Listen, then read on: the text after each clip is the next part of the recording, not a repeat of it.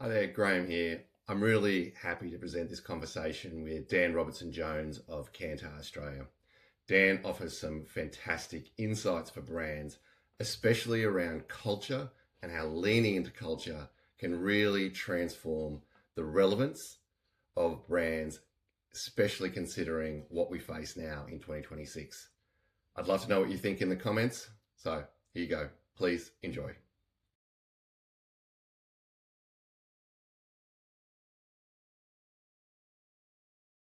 So Dan, great to chat with you. You're a partner at Kantar Australia and just released the new Kantar Global Outlook report for 2026. Do you want to just maybe tell me a bit about your role at the moment and then just why this is such an important report for marketers to be across?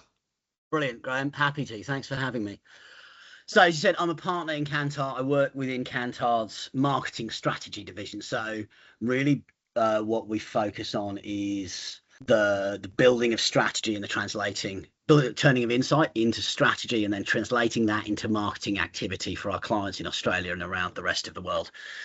As part of that marketing strategy team, I lead our culture and futures offer for the APAC region. So really my kind of specific area of expertise within that is essentially helping brands and businesses make sense of the world beyond their category, how that's changing, how that is going to change into the future, and what that means for them as an organization, both for their growth strategy, for their brand strategy, for their marketing facing activity, but also for increasingly for how they have to change how they operate as a business. So their operational performance and how they align teams in order to unlock emerging opportunity effectively. In all of that, our working day tends to involve a lot of working with Kantar's big data sets, so things like Brand Z and Global Monitor, which is the foundation for the report that we've just released, but our cultural intelligence, our behavioural intelligence and thought leadership in marketing growth and insight and how it needs to evolve. What we found increasingly over the course of this decade, although we were seeing it in the 3 or 4 years before the advent of the pandemic and the start of the 2020s, was increasing dynamism in markets. So a move away from a kind of final move, really, away from what economists would talk about as the great moderation of the decades at the end of last century, and a pivot point into fundamentally different market dynamics. So faster moving markets, the acceleration of emerging consumer attitudes and behaviors into mainstream market reality. And with those changing attitudes and behaviors, implications for how marketing has to work effectively. Off the back of our Global Monitor survey, which, if you're not familiar with it, is an annual survey of changing consumer attitudes, values, beliefs, and behaviours. It's run in 39 markets around the world. It's run every year with kind of fairly decent. It's a pretty long survey. It has a pretty decent sample size. It's about 2,500 here in Australia. So it gives us a really detailed picture of how consumers are changing and what they're looking for more of in their lives on an annual basis, and where and how Australia measures up against other markets around the world. What we've seen in that, particularly this year, the reason this year's report feels so interesting and relevant to marketeers is that the shift is not subtle, it's actually quite structural in terms of where we are seeing consumer behaviour in Australia and globally move towards. Last year, one of the key themes in the report, we called the 2025 report, the return on me. So we were seeing consumers increasingly asking themselves, essentially the question is it worth it for me, for my time and for my effort and my energy? And if it's not, I cut it out and filter out the noise. Now, some of that noise is the decisions we have to make every day. The average Australian makes 35,000 decisions every day. Gen Z make 40,000 given their higher time and number of channels on social media. It's too much for our brains to be able to process rationally. So if stuff doesn't feel like it's relevant or we don't want it in our lives, we push it away. Marketing is part of that. We've seen that come through in the collaboration we did with WARC about 18 months ago, where the effectiveness of communication in terms of cutting through and creating relevance and driving brand has fallen about 50 percentage points over the last 4 years. Similar numbers to the Eat Big Fish study that found the cost of dull piece. What we're seeing this year, as I say, is not subtle. It's not a continuation of people grappling to come to terms with the post-pandemic polycrisis world where disruption is more commonplace and the world feels more uncertain and more threatening, but a shift towards an attitude, kind of attitude, if you like, of attainable progress. What we're really seeing is that people are accepting the world is going to be more uncertain, but that their wants, their needs for a sense of progress, a sense of positivity in their lives, and a sense of control are driving new forms of behavior, are driving the emergence of new attitudes. And with that, new areas of value for brands and marketeers to target and focus. Yeah, I mean, I think that was one thing that came out through really clear was this idea that we're filtering out a lot of the stimuli in our world just through necessity, and this idea of a higher bar for brands to actually make it into my world. What sort of things do you think brands need to do? I mean, you talked about the cost of dull there and maybe taking some risks. And is there any good brands doing some really good stuff there that you see? Any good examples? I think treatonomics is obviously it's been a bit of a catch cry over the last 12 months. It's come, we've spoken a lot about Labubu dolls, but you're seeing it come through as little treat culture in TikTok. The mistake when you're talking about treatonomics is to think about it as a product-based thing. It actually reflects a changed consumer psychology, and we're seeing this globally, and we're seeing it across generations. We're particularly seeing it in Australia because it plays to kind of long-term, deeply ingrained Australian sensibilities, our cultural DNA as a nation, if you will. That psychology really reflects the world people have been grappling with for the last 5 years. So the world is more uncertain, the world is less structured, the world feels riskier, and people are naturally more focused in cutting out stuff. In that cutting out that you mentioned, the filtering out of the noise, people are more focused on what's personally important to me, so my world, not the world. And within that, what can I do pragmatically that makes my world feel more positive? Higher sense of control and a want for greater positivity. Now, that positivity can be things like Labubu dolls and little treats, but it is little wins that people can find that make them feel like they're in control of their lives. So to your question around brands, look at what I think CommBank's a great example. CommBank has used that big agentic system that it's built over the last couple of years to help people feel like they've got little wins and they are in control of their money. That brings positivity into my world. There's nothing indulgent about that, but it brings a sense of it's personal to me, and personal doesn't have to mean personalized, but you as a brand are helping me to feel more in control, to feel more positive, and do pragmatic things with my money, which in a cost of living crisis is hugely relevant to people. I think equally, if I can kind of turn the example the other way, if you are an indulgence product, it also doesn't mean you have to play to indulgence in the traditional way that we would think about it. So I think Oreos is another great example of this.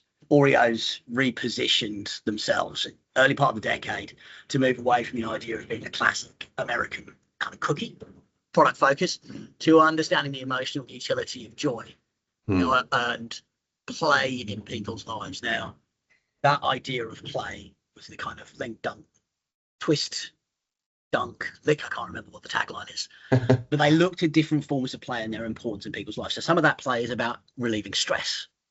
So it's not indulgence, but it's usefulness and utility and emotional resonance in moments that matter to people, that give them that same sense of positivity, control in their world. You can see the impact of that over the last decade. I think Oreos have released about 60 different innovation lines. All of those have driven 12% growth in the business bottom line, but it's paid back to the brand because they've done it really well and grown the core range of classic cookies 22%. You see it coming through in the meaningful difference and salience scores that we measure with them. It has built, what they have essentially done is to understand a point or a moment in people's lives where they can have an impact in people's lives. Yeah. So when we think about treatonomics, and you think about all of the 6 trends that sit within the 2026 report, the 6 new shapes of value, treatonomics is part of it, and it's a feature really in 2 of the 6 trends that we call out in the report. But the principle of actually how do you as a brand turn up in people's lives to create value for them is the psychology that underpins the idea of treatonomics, and that plays out much more broadly than just indulgence categories. 2 really great examples of and in two different very different categories of understanding the consumer mindset and the emotional benefit your brand can bring. And then you talked about being, those moments. So is that the key to building brand and being more present? Is that the critical piece? In a nutshell, yes. I think just to unpack that a little bit, I think we have seen so much change over the last 5 years, over the last kind of 10 years, not just in consumer behavior, but in terms of the operating environment for people.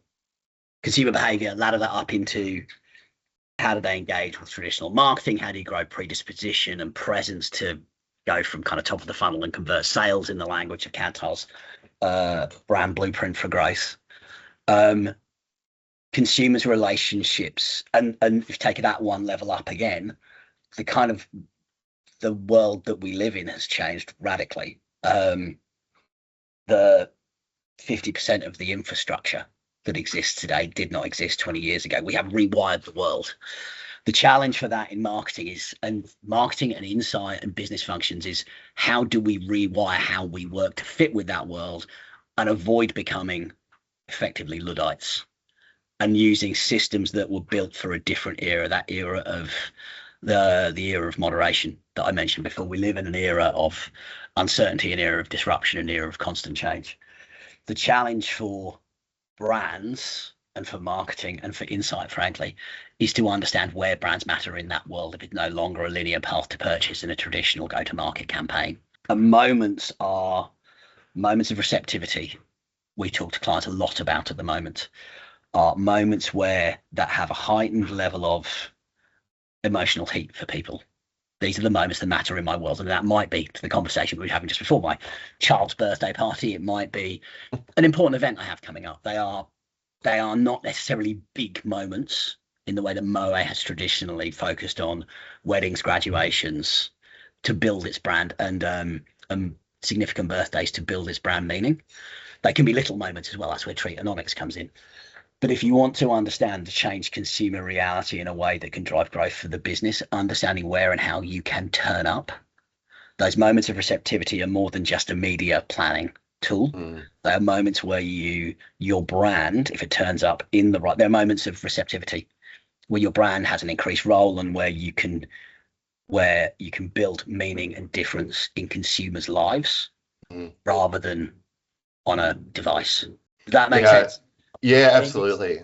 It's a challenging thing for businesses to grapple with, because those old systems are generally quite entrenched, particularly large organizations that we work with. I mean, I think for me, it's the moments that matter, and tying that in with the whole customer experience of your business means that it's not just a job for marketing, maybe for marketing to lead it as much as possible, and to tie it so closely to the brand, and making sure that those moments that matter, the brand is as salient, as relevant, and is effective as possible. I mean, is there a good example of someone where you think they've taken that beyond the usual marketing mix to bring that to life? Yeah, I think there are a couple of brands that have done this brilliantly, some smaller, some larger, and let me kind of walk through a couple of those now. I think if you look at, Liquid Death was every marketeer's best friend, and the case study you saw in every session a couple of years ago. What they did really effectively was to understand one moment. And Mike Cesario, I think it is, the founder of Liquid Death, spoke about being on a warped death metal tour. I don't know what that is in America, but seeing that the bands that were coming out to perform were contractually obliged to carry a can of the sponsoring energy drink with them onto the stage, but often they would empty those out and fill them with water. And they did that because in the world of death metal, these gigs are effectively they carry a heightened level of importance for people to connect with the community that anchors them, that's important to them, and that helps to manage existential doubt and anxiety, because you are connecting with the music you love, the community that you love, and the thing that you love to do. And That's say the same is true of the audience, right? So 25 to somewhere around 20 to 23% of death metal gig goers are sober because they don't want to be, because it's a spiritual occasion for them essentially, right? It's the same thing as a church or as a rave in their world. It performs the same function. Now, what Liquid Death did brilliantly, what actually grew their brand, was not the fact they took those tall boy cans with the death metal iconography that was so different to the conventions of the water category, which tends to be clear bottles, blue lids, and some kind of purity and provenance message around the glaciers of France or the igneous rock of Indonesia or whatever. What they did brilliantly was to focus their insight and their understanding around that moment and make that the thing, that insight, the thing that drove their growth as a business. So everything they've done since, the Super Bowl spots, the tie-in skateboards with Tony Hawk, the 3 albums of hate messages drawn from the internet, spoken by collaborators, have built experiences around that brand that audiences want to connect with. And Mike Cesare speaks about, in a media saturated world, you need to create entertainment, not ads, which is a great message. I think is a great principle for any brand. Whilst it's a challenger brand, it's got fewer markets, it's got a less complicated portfolio, its growth over the last 5 years comes at about 104% CAGR, I think, versus the category CAGR of 4 to 6%. That's we'd all like those numbers. We would all like those numbers. I think but you look at, Dove is a classic example of a brand who worked on it years and years and years ago when the campaign for Real Beauty first came out. The core insight at the heart of that was 9 out of 10 women feel mildly depressed whenever they pick up a women's lifestyle magazine because they will never be as young, beautiful, and attractive as the models used on the front cover. Now, obviously, that campaign is super well known. But what Dove have done off the back of that is to focus their insight function on understanding other moments where that same sense of being assessed and scrutinized for women turns up in their lives. Now, whether that's toxic digital culture, whether that's moments where I need to perform and impress, like a big work function, or whether that's the movement of younger females from childhood into adolescence. There are moments where the brand turns up. Those moments are consistently themed around a core brand idea, and different products, deodorants, body washes, etc., turn up in relevant moments so that they are building the brand in those moments. Their meaning and difference is not a theoretical thing or a guidebook or a playbook. It's how they turn up in moments to build emotional resonance with consumers with functional product benefits that underpin that. I think that message is so important. I think in the report it touches on, creator content being, obviously somewhere where more marketers are saying they're going to put more money towards, but marketers under more pressure to show ROI. And I think there's 2 examples there, Liquid Death and Dove, where they have been really successful partnering with creators to create content. But what I'm hearing is, let's just start with the insight. Maybe let's just start with the person with the most followers or the most creative content. Where does the insight start, and how does the collaboration come together? Do you feel like that's sort of the key to success, having the insight and the inspiration? Absolutely. I think what you're ultimately looking for with creators and beyond just creators and social is the reality is brands, the operating system for brands is no longer categories, it's culture.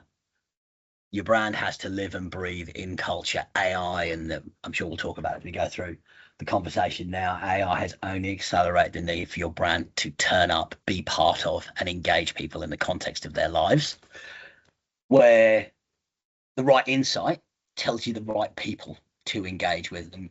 Whilst that isn't an answer in and of itself, it is a vital lens. Large scale, higher following influencers versus more micro influencers play different roles and are good for different things. So I think that kind of idea that, 2 ideas. Firstly, that influencers and social are not a core part of your marketing. They have to be a core part of how you're marketing and how you're building your brand, but it's not a one size fits all. There are levers and nuance with the kind of scale and the right influencers to engage with for the right task. But what you are effectively doing is building a community and being part of a community. A community keeps you in people's lives. It builds your network. It builds your reach.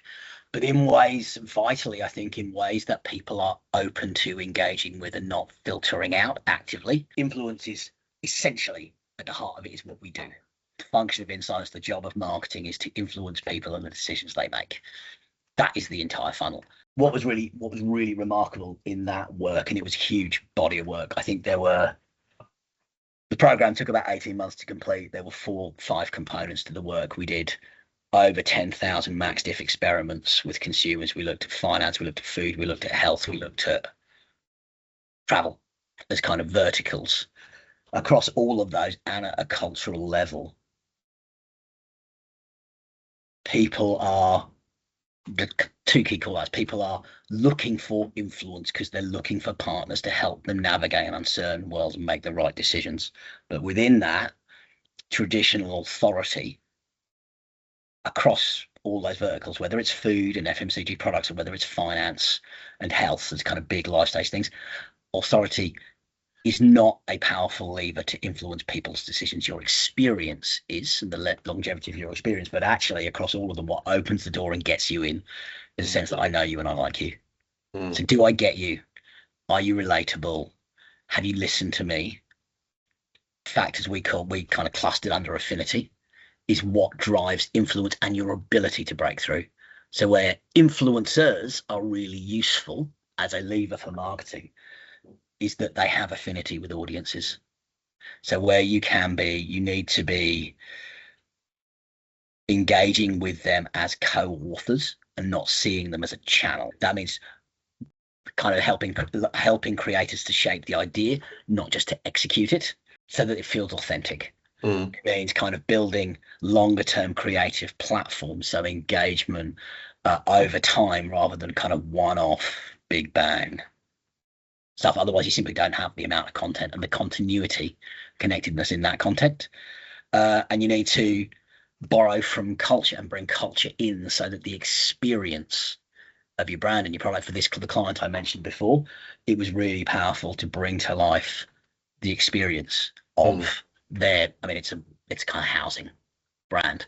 What is it like to live here is brought to life much more effectively. The experience of that, and experience is the key lever to build brand. It accounts for 75% of brand building effects.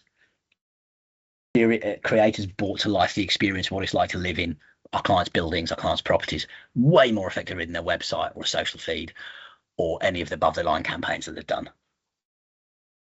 Yeah, that's amazing, right? 75% of brand effects from experience. So I mean that's huge, and yeah, definitely the most effective types of creator campaigns I can think of and have been involved in were ones where we really immersed ourselves with the creator and they understood not only what we were trying to achieve, but we're just on that same wavelength, and the authenticity was there. It wasn't a, hey, we paid this much for this many posts and job done. It was it was about an immersion, and it was the storytelling of the brand through someone else's eyes. It's the sort of authenticity that you can't sort of fake. That piece of being immersed in culture and community.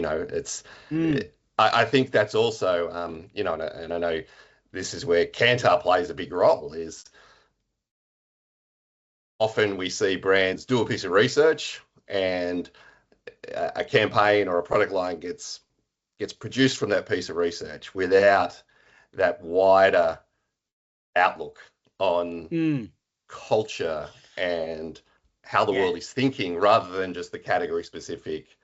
It's an insight, but it's a product or it's a category insight rather than potentially a cultural insight, which is where you have that ability to go deep with so many data points. Yeah, it's fascinating. I think it's the change we first saw in brand building and marketing, kind of, and we started to see this 10 years ago when we were doing work for clients, that your social utility is actually the thing that drives the performance of brand rather than necessarily your emotional functional benefits, as we would talk about it. I think it's only become more important in the last few years, and for a couple of key reasons. I think, as we've mentioned it already, but as we've seen the disruption we've been through over the last 5 years accelerate the scale and speed with which emerging attitudes have become mainstream, for better and for worse, frankly. It means the gap between consumers and categories has grown, right? For a lot of brands that we work with here and internationally, they've coped with that through essentially cashing in their equity to support a higher price point of shelf, but you are moving it on your balance sheet effectively and trading it in. The challenge that we talk to a lot of clients about is how you get out of the category keyhole. How do you see the broader world in which you operate, and how do you break selectively conventions of the category in order to close that gap, to understand what's meaningful to consumers and to drive clear and defensible differentiation. And that, to your point, is understanding the cultural context in which you live, from a strategic, in which your brand operates and your products turn up from a strategic point of view, if you like, and how that can do the same things that classically have driven brand growth, meaning different salients don't move. The principles remain as relevant today as they ever have done. How you do it and how you look to do it is a shift from a kind of category lens to a cultural lens. I think the second area where culture becomes incredibly useful from a brand and brand activation point of view, and incredibly powerful, frankly, is that once you understand those conventions you are breaking, you understand how to talk in a culturally resonant way, not how to use traditional, conventional category language. So we did a piece of work 4 years ago for an antibacterial soap brand. We looked at Thailand, South Africa, Brazil, and Colombia, sorry for the word. And you could see that the shift in culture is that people were so used to risk now, globally, but particularly in those markets, that they didn't want to be protected from risk and have a sterile world where the symbology of a man in a white lab coat drove that meaning. But it was a really strong category convention, right? Every brand in the category. We spoke about the conventions, the same guy in a different tie, because every brand in the category had a late middle-aged male in a lab coat with a tie that was the color of the brand. And occasionally, if they were being more progressive, they'd have 2 younger female lab assistants flanking them on either side. But when you actually talk about kind of people you can't manage, you can't remove risk anymore in people's world post-COVID. That doesn't seem credible. People want to be able to manage risk on an ongoing basis in their lives so they can get on with their lives. And the symbology, the symbols, the semiotics and the semantics of that are completely different. So with activating that brand, you are suddenly, if you understand the cultural semiotic and semantics, you use those to make that clear breaking category convention, which means you are talking a language that consumers intuitively understand because it's their language, not the category language. That means you get through the filters that people are putting up around the amount of noise in their worlds, because you feel intuitively relevant to them rather than needing to be understood to be relevant. That's really powerful from the point of view of all the challenges we're seeing with, we spoke about really, the cost of dull, the detrimental impact of repeat exposure to the same campaign repeatedly. There's a study we were looking at recently that finds out a 50% decreases by 50% the number of, or 49% the number of people who will buy, like 49% decrease in the propensity to buy your product having exposed to the same campaign repeatedly, because it just becomes a noise then. But for brands and for marketeers, what you are effectively doing is leveraging equity already present in culture and just capturing it in your brand. So from the point of view of spend to return, it's a much more powerful way. Like national brands have done this. New Zealand's a great example. You leverage the equity of the brand that people already know, symbology that people already recognize, and then your meaning is communicated much more powerfully and much more clearly and much more quickly. Does that kind of make sense? So culture, if you like, culture has a lens from the point of view of understanding, and we use the data for this, what's meaningful for consumers and what you can break in terms of category conventions from the point of view of positioning and proposition and strategy. But then from an executional point of view, it gives you a way to cut through the noise, and a way to cut through the noise that gives you higher return on investment quicker.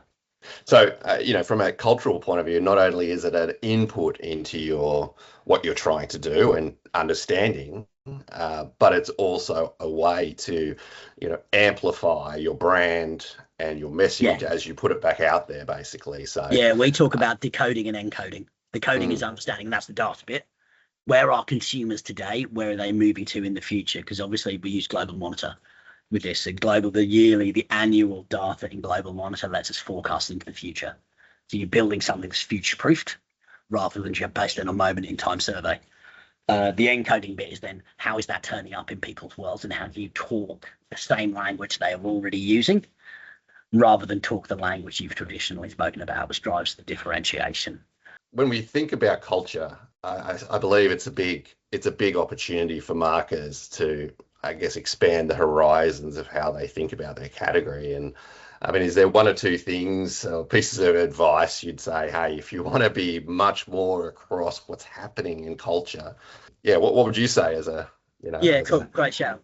I think culture traditionally feels intimidating for people because you're not in the categories known as familiar. You can navigate it really easily. Culture's a much bigger beast.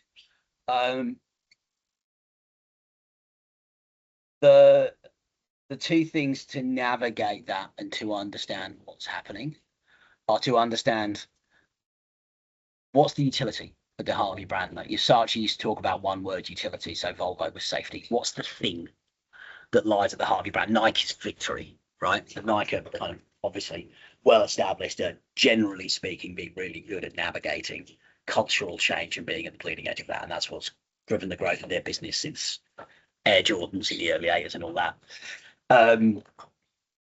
Understand what you're trying to stand for. One word, whether it's one word equity like safety and victory, or whether it's kind of like what is the thing at the heart of your brand, because that tells you what to look for. So you kind of you're not looking at the whole of culture, but you're understanding what sits at which bits of culture to look at. I think that it's useful to kind of, if you're able, like whether it's superpowers or whether it's kind of like what are the attributes of that, and you break that idea down into a couple of manageable ideas. So, if you're if you're Nike and you talk about victory, that's kind of attainment, it's competition, it's etc. Probably the progression of that from if we think about 1980s, 1990s into the 2000s. Victory meant something to culture, and as things change in the world, there's times we've seen in history where being number one and beating everyone was not the number one thing. So you saw Nike evolve. You saw Nike evolve into, away from just Olympic style sports. They got into more things like action sports, and, they got away from this idea of just winning and got back to personal victory, which is a super relatable concept and a much broader thing. We can't all be the Olympic gold medal, but we can all get our kid to daycare on time. That's our win. I think, this is probably the second of the three filters. And do it in a nice pair of trainers. Well, I think what Nike have done, what Nike do brilliantly is understand emerging culture, not mainstream culture. So once you've identified what's that thing, what's that slither of culture you're looking at, victory, the thing is then to understand, is just ask yourself a simple question: what feels really familiar? Get it, seen it, know it. Ooh, and what feels interesting and new? So Nike, to your point, Graham, have, the Air Jordans worked because they were victory over the man, which is Wall Street, America, cut and thrust, 80s culture. They recognized that by the kind of turn of the 2010s, it was victory over yourself, not victory over others. So the Outdo You campaign, the app that they launched in association with that, the video of the bigger guy running over the brow of the hill, was about pushing yourself, not beating others. That switched again, and they don't always get it right. The kind of, you don't win silver, you lose gold. Didn't work because it was out of step with culture. Some of the more recent stuff they've done, but generally speaking, you look towards the Colin Kaepernick campaigns. Victory was standing up for your beliefs. So they have understood in emerging culture, how is the idea of victory changing and how do we give voice to that? And that makes them a leader. Leader is one of the drivers of differentiation. They set the trends in the category and stand for more than their competitors. And they've got really clear emotive clarity around that. So they maintain difference at scale, which is the key to success for their business. And then the third, so for anyone looking to understand culture, what's the equity, what's the core idea that connects you to people? How is that idea changing? What's more emerging? what's more dominant. And the importance of the emerging piece is it buys you time. So if you're looking at emerging culture and understanding what's coming, what you see the early signals of, it gives you time to create the brief, talk to your agency, create the content and get it into market before it feels passe. You're just talking about something that people are already familiar with. It won't cut through. So it's a question of timing. And then the third thing is, well, that's great. But AI allows you to do that at scale. So we are using Kantar's agents and agentic tools more and more. The level of the breadth of scope of insight you're able to gather to distill, and it doesn't do it all on its own, obviously. Like, it still needs a human eye and it's a stepped process and all that stuff. So, but you can look broader, further, deeper, quicker. So you can kind of boil the ocean, whereas before you simply couldn't, because it would have taken you months. You are able to use those tools to draw on. There are specific agents that we use that pull on our internal resources, the kind of the platforms I mentioned at the start of the interview. You can pull stuff in the internet. What's going on? How do we do this? How can we understand what's happening in the world around us? And what does that mean for our clients' brands? Equally for clients, means you can do that to go, well, actually, how is the idea of victory? How is the idea of safety? How is the idea of whatever it might be, protection, changing in the world around us? And what does that mean for how we activate our brand? So you've got tools for all the acceleration. I think it enables you to be more focused. And that's a word we're hearing a lot from clients at the moment. We are drowning in process. We're drowning in systems. We're drowning in stage gates. How can you be more focused? How can you be more agile? Which doesn't mean doing stuff quicker or doing the same stuff quicker. It means being more nimble in where you look. Insight is everywhere around us, right? Like, it doesn't have to come from the mouse clicks or the mouths of consumers. Like, just, I think on your commute, like when we were doing the Labubu doll stuff last year, the mood and mindset of Australia last year, you start to see all of this stuff. People have little fixes, like the appendages people put on their phone cases, those little bits of personalization, the everyday objects that you personalize. So when you pick them up, they feel more fun, more engaging, and you bring that joy into your life. Starting just to join the dots and see things through a simple framework of what your brand stands for, what's new and interesting around it, and then how you scale your understanding of that quickly. And that's AI is brilliant for that. Yeah, that's great. These are ways just to start to inform not just how do you build your brand and how do you plan and where do you turn up, but how do you execute more effectively and more efficiently. That's great. Look, just wrapping up, what's on the cards for Kantar this year now? Yeah, right. I love that. I think we are seeing a couple of things coming back onto marketers' agendas globally. And we've heard this anecdotally over the last year, like brand and branding are back. It has to play out differently from everything we've spoken about from the point of view of market context change, infrastructure change, digital change, AI change, all that stuff. Brand becomes more important and branding becomes more important, how you turn up, but it needs to be done differently to reflect a different context than, say, a decade ago. And it needs to play out through the funnel rather than just play in parts of the funnel. The big message from where we started the conversation, the New Shapes of Aspiration report that we began talking about, is that there is this substantial shift, not a subtle shift, a structural shift in consumer direction. People are looking to move forwards. That gives us as marketeers and as brand builders and as insight practitioners a focus for where demand is in a way that we probably, with more clarity than we've had in the last at any point in this decade. It's hard. It's been hard because we haven't had a clear way forwards. Now I think we do. The job to create the systems to drive that clear way forwards, whilst not insignificant, is doable. So if you're a marketer and you found 2025 exhilarating, strap in for 2026. But there is help. There's always help, I think it's the most exciting. It's challenging, right? I'm not saying it's going to be easy, but it is the most exciting time because we're rewriting the rule book. And what actually works, and that's probably the most exciting challenge I've had in the 25, 30 years I've worked in the industry. Yeah, that's great. Thank you, Dan. I will link where you can get the report from Kantar and also the blueprint for brand growth, which is another fantastic document that every marketer should read. And I think it's a great blueprint for what we should be doing on brand. Thanks, Dan. Appreciate it. Have a great weekend and thank you. Bye, mate.